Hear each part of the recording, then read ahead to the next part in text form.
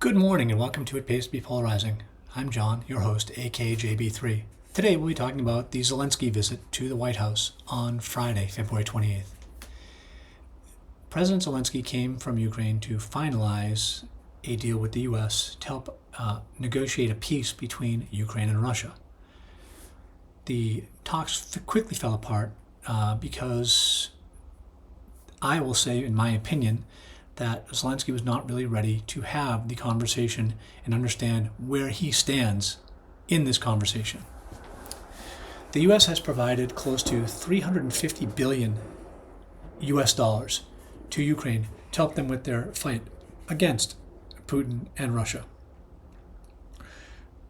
During the conversation, they were supposed to be talking about a minerals deal that would pay back the money to the U.S. Now, it started to fall apart because questions were asked and it seemed that Zelensky didn't have the answers. He just pushed back on the president while showing up for a meeting to talk about potential world peace or world war in a tracksuit, what looked like a tracksuit, I should say, because it probably wasn't a tracksuit, but it was not the attire you'd meet a sitting president of any country. If he's got $350 billion was sent to him, you'd think he could afford a suit. Not calling it a bad thing that it's a necessity. He's a politician. He's not a warrior. He's not a soldier. He's pretending to be a soldier. Is almost a dictator. You can say he's not, but he is. In 2022, Ukraine established martial law and have not held a presidential election since. They were scheduled to hold one in March or April of this year. That has also been postponed due to martial law imposed by the Zelensky regime.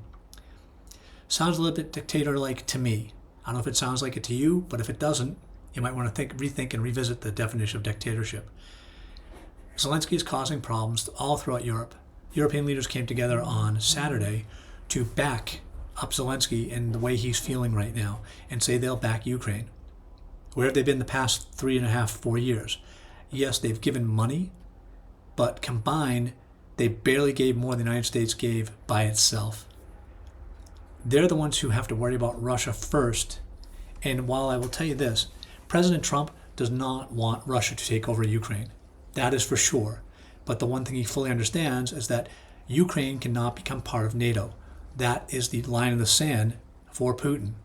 The last thing we want to do is start wiping out these lines in the sand and saying, well, we're bigger than you are, and let's find out who's real.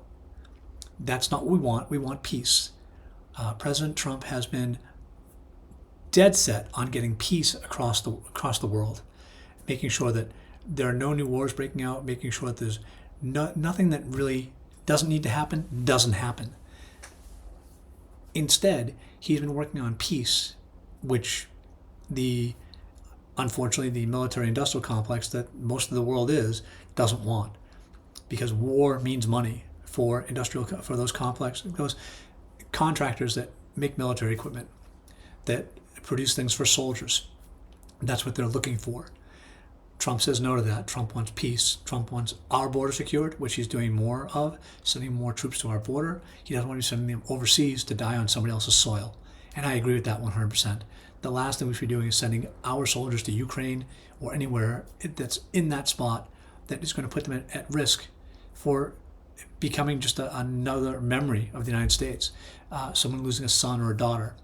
I don't think that's a good thing. I think it's time to just say, enough is enough. Stop paying out all this foreign aid.